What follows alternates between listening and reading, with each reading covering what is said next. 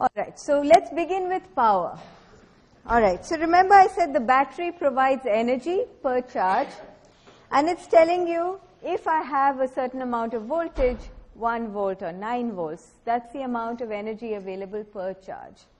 So if I have a 9 volt battery, when 1 coulomb of charge goes through, that coulomb of charge gets a kick of 9 joules. It gets an energy of 9 joules.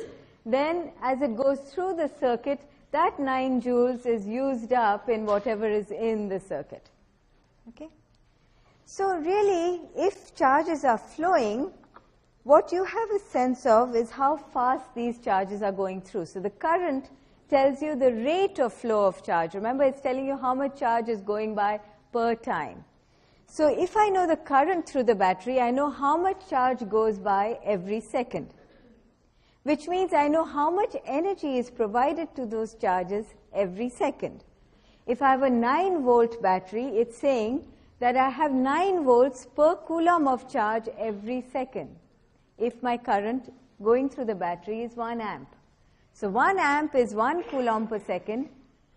If I have 1 amp of current flowing in the circuit, going through a 9 volt battery, I get 9 volts per times that 1 coulomb per second.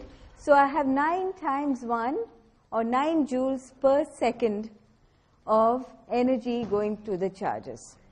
So what I've done is taken the energy per charge, multiplied it by the total amount of charge in the circuit.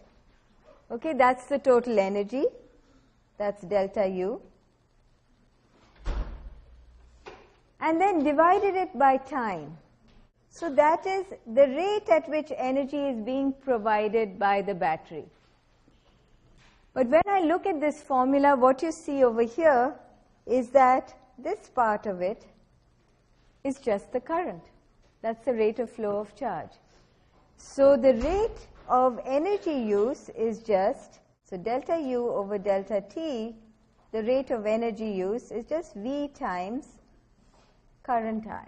This rate at which energy is provided by the battery is what is called power. Power is energy per time. You know, in most applications, we don't really care about how much total energy is provided. We care about how fast that energy is provided. Because it's fine if I can provide 200 joules, but if I provide that 200 joules over 200 years, it's not very useful. I want that 200 joules every second, maybe. Okay, that's 200 volts. Or 110 volts every second as your wall outlet gives you. So this definition of power can then be written as voltage times current. Okay? Now, when we're talking about a battery, very often you'll see not the delta V or the V that I've been writing for voltage, but a slightly different symbol, which is this curly E over here. Okay? So when you see this little E over here, this is the voltage of a battery. Why do I write that as a different symbol? Why don't I write that as V? You know, I could write it as V. The reason I'm writing it this way is this is the way you'll see it in many books. And the reason it's written as an E rather than a V is a historical mistake. It's because it used to be called electromotive force. And it's because people thought that to push charges through a circuit you need force, but it's not a force, it's an energy. Okay? And think of E as energy, E for energy. So this is the energy per second provided by the battery. Okay? So this V times I that I've written over here is E times I written here. So that's the amount of energy pumped into the system. Okay, now that energy is going to be used up by various things in the system. Okay, how much energy is each circuit element going to use? Well, it depends on how much the energy changes as I go across it. Okay, so you will talk about a voltage drop across a circuit element. Okay, so what you say is, I start off, so again, the analogy with gravity is really useful. You know, the analogy with gravity is that I put something at a height, it acquires gravitational potential energy, then when I let it go down, either fall or roll down a hill or something, what it's doing, it's using that potential energy and converting it to some other form of energy. Okay? In the case of a ball rolling down a hill, it's taking the gravitational potential energy and converting it to kinetic energy. In the case of charges moving through a resistance, it's taking electric potential energy and converting it to what? Okay, you might ask, what kind of energy is it being converted to? Well, the kind of energy it's being converted to is, if you touch a bulb, after a while, you start feeling that it feels hot, right? It's converted to heat. And in fact, the way the filament lights up is that it's getting white hot. So that energy is being used up as heat energy. It's also, part of it is being used up to convert to light. Okay? So, in other words, it's used up.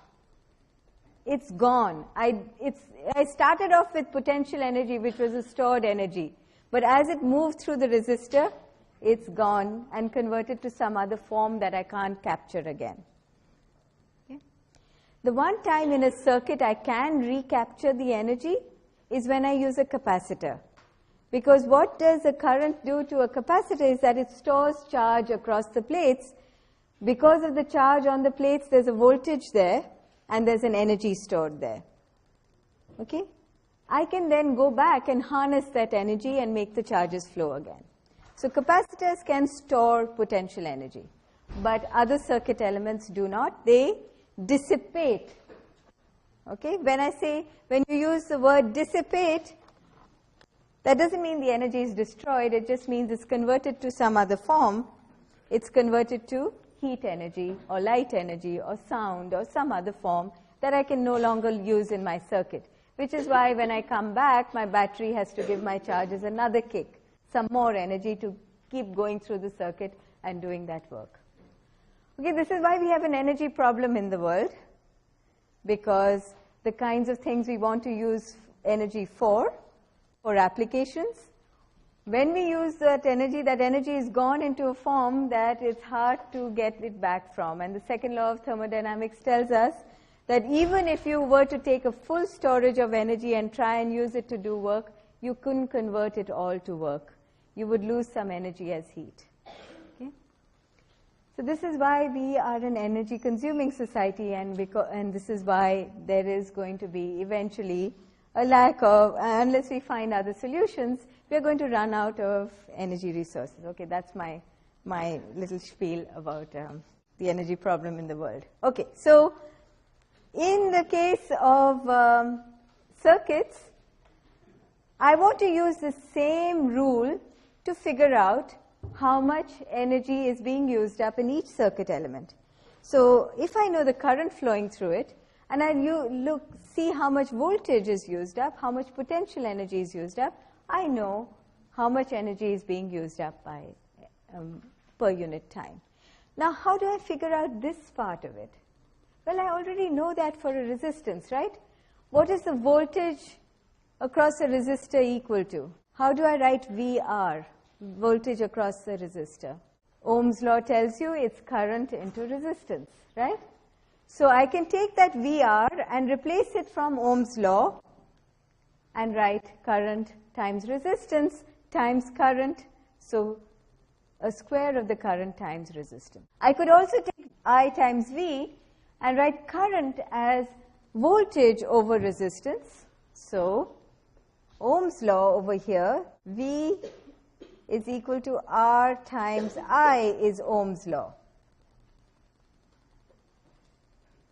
So if I take V is equal to R times I get this. But I could also take I times VR and write this as VR divided by resistance times voltage. So I've basically taken this is the current. Current is voltage over resistance. And so that is equal to V squared over R. So there are many ways of writing this. I can write the power used in a resistor as Ri squared or V squared over R, where VR is the voltage across the resistor. This is a problem you had on the worksheet with a slightly different number with 60 watts. So if you were looking at a single circuit element, okay, what does the power rating of the element tell you? Okay. So if I say I have 175 watts and I've plugged it into an outlet where I'm getting 120 volts, how would I design this? How long a wire do I need to use in order to do this? So you realize this is a two-step problem. I have power, I have voltage. The thing that I don't have that connects voltage and power? Current. So I can use the power and voltage to find the current. Now I have the current, I have voltage, so I can use current and voltage to find resistance. Exactly. So what I'm looking for is resistance. Since I have resistance, it's actually a three-step problem. I'm using power and voltage to find current. I'm using voltage and current to find resistance. I'm using resistance in the formula of the resistance of a wire to find the length of the wire. So let's do this three-step problem. The first step is the power. So power is voltage times current. Okay, but you remember I said I'm really after the resistance because I need to know how long the wire is. But you remember I wrote, so the power can be written in terms of resistance and current, but I know voltage and I know power. I don't know current, but I can skip finding the current. If I write power this way, I have a relationship between power, voltage, and resistance directly, which works better for me because what I want in the end is the resistance. So I use this, I use these numbers. I'm going to use 120 volts for the voltage, 75 watts for the power. And so now I know the resistance. So the next stage is, I want to use the resistance of the wire. The resistance of a wire is rho L over A, but rho is something that is a material property. So go back and read the problem. What is it made of? Tungsten. Okay, it's made of tungsten. Tungsten is a material which has some resistivity. Where do I find the resistivity of that? Well, it's usually given to you in the problem, or you look it up. So what you're going to do then is to put this in here. So you want to use this, maybe this is not the most useful way to say this. What I want to do is, step one, find the resistance. So I use this in combination with this to say resistance is going to be voltage squared over power. So it's going to be 120 volts squared over 75 watts. Then I use this formula to say, okay, resistance, if it's equal to rho L over A, what I'm going to have is that the length of the wire, which is what I'm after, is going to be resistance times area over resistivity. The resistance I know from what I just wrote down over here.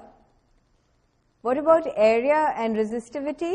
So I need to find the length, I need to know all of this. What is the area going to be? How do I find the cross-sectional area of the wire? Pi r squared. So you see 40 micron diameter, which means it's a 20 micron radius. So area is going to be pi times radius squared, or pi times 20 times 10 to the negative 6 meters squared. Okay? So that's the cross-sectional area. Resistivity is something you can look up. So if we do that, the resistivity of tungsten is 5 times 10 to the negative 7 ohm meters. Notice I've put in brackets that it's at the temperature of the filament. What matters is when it reaches that temperature at which it's glowing, you have to use the resistivity at that value because resistance changes with temperature. So what would you think? Does resistance go up or go down with temperature? So, remember I said resistance is coming from charges moving through an array of ions. Those are moving around because of temperature fluctuations. So if the temperature increases, they move around a lot more rapidly, and it's much harder to avoid moving targets than it is to avoid stationary targets. So resistance goes up with temperature.